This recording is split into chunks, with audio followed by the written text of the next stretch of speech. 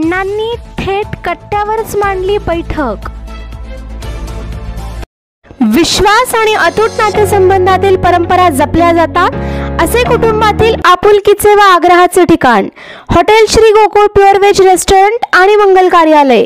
Punjabi, Chinese, tandoori, ice cream व milkshake आणि बरेच नाविन्यपूर्ण पदार्थांचा आस्वाद घेण्यासाठी hotel Shri Gokul pure veg restaurant आणि मंगल कार्यालय। त्याचबरोबर डोहाळे जेवण, बारसे, मुंज, वाढदिवस, साखरपुडा, लग्न, कॉन्फरन्स, मीटिंग, गेट टुगेदर अशा विविध शुभ कार्यांसाठी गोकुळ मंगल कार्यालय। संपर्क मोबाईल नंबर 99 684 399।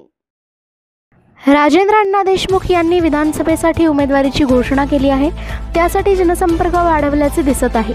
यावेळी निवडणूक लढवायचीच असा अण्णा समर्थकांनी दावा केल्यामुळे राजेंद्र अण्णा देशमुख सतत चर्चेत येऊ लागले आहेत। नुकतेच राजेंद्र अण्णा पुण्याहून आटपाडीला जाताना रात्री 11:30च्या दरम्यान विटा येथील चौकातील कट्ट्यावर भेट दिली व तिथेच त्यांनी बैठक मांडून चर्चा केली।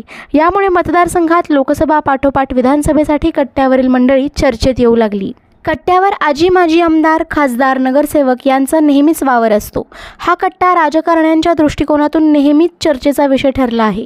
त्यातच आता राजेंद्र अण्णांनीही कट्ट्यावर बैठक मारल्यामुळे उलटसुलट चर्चा सुरू आहेत। विधानसभेमध्ये इच्छुकांची संख्या वाढू लागली असून सुहास बाबर यांची शिंदे गटाकडून जवळजवळ उमेदवारी निश्चित असल्याचे दिसत आहे। तर वैभव पाटील, ब्रह्मानंद पडळकर यांनीही उमेदवारीसाठी जोर लावलेला असताना आता राजेंद्र अण्णा देशमुख यांनीही खानापूर विट्याकडून जोरदार यंत्रणा लावण्यास सुरुवात केली असल्याचे दिसत आहे। त्यामुळे आगामी विधानसभेत जोरदार लढत होणार असल्याचे दिसत आहे।